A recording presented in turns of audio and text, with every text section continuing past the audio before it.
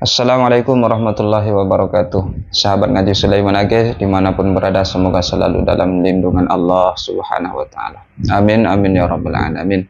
Kembali lagi kita ngaji, kita mempelajari, mengkaji sebuah hadis lanjutan dari kemarin yang sudah saya sampaikan bahwa saya punya rencana untuk menghatamkan sebuah kitab yang isinya hadis, kurang lebih 40 hadis yang disusun oleh Hadratus Syekh Kiai Hasyim Asy'ari, Simbah Kiai Hasyim Asy'ari, pendiri Nahdlatul Ulama.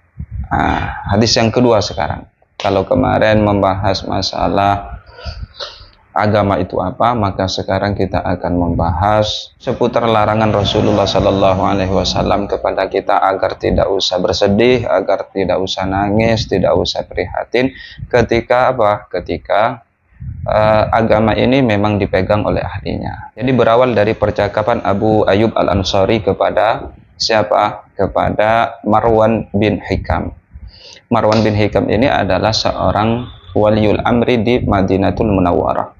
Pemerintah di daerah Madinatul Munawwarah, di kota Madinah sana.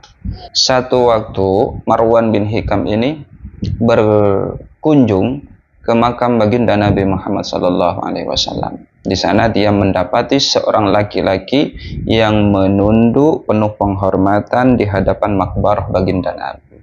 Lantas kemudian Marwan bin Hikam ini menegur, kenapa begitu? Nggak usah begitu, biasa saja. Katakanlah begitu ya, diibaratkan begitu.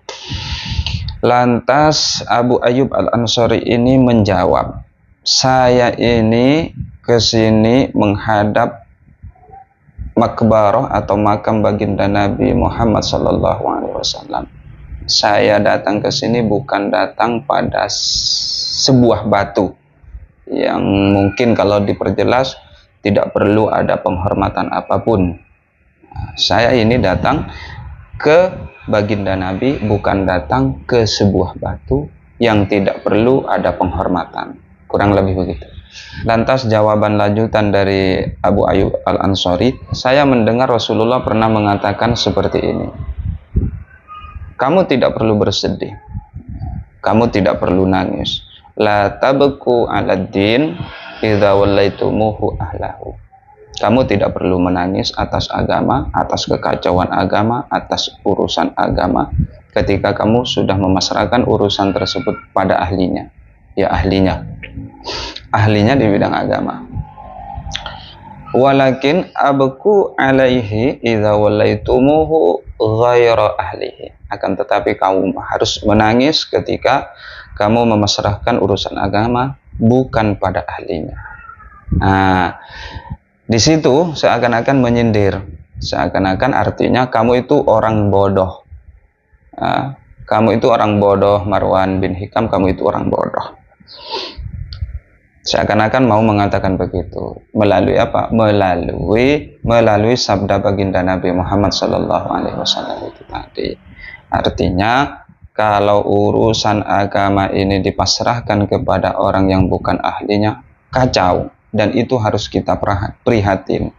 Harus kita merasa sedih atau bahkan harus kita nangis ketika yang menguasai urusan agama itu bukan ahlinya. Begitu. Jadi kalau melihat fenomena saat ini, akhir-akhir ini, kan sudah banyak kejadian-kejadian orang yang tidak berkompeten di bidangnya ikut campur dalam urusan itu. Akhirnya kacau, agama ini kacau. Nah ini kita diperintah untuk prihatin. Kita diperintah untuk prihatin terhadap kekacauan ini. Jika kekacauan ini muncul dari orang-orang yang bukan ahlinya.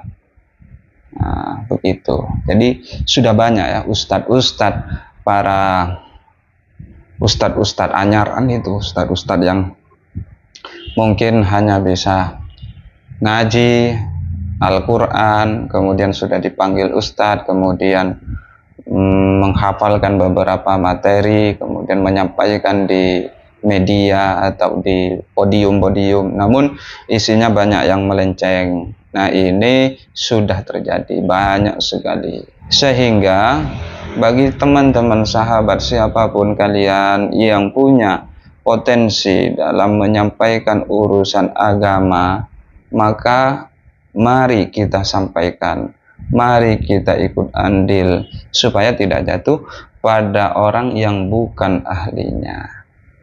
Namun tetap harus dikontrol, tidak boleh melampaui batas kemampuan atau pengetahuannya. Sebetulnya menyampaikan agama tidak perlu banyak tahu tentang agama, yang penting menyampaikannya itu sesuai dengan pengetahuannya dan tidak ngarang-ngarang sendiri. Memang ada rujukannya, harus jelas, bisa dipertanggungjawabkan di hadapan Allah dan Rasul-Nya.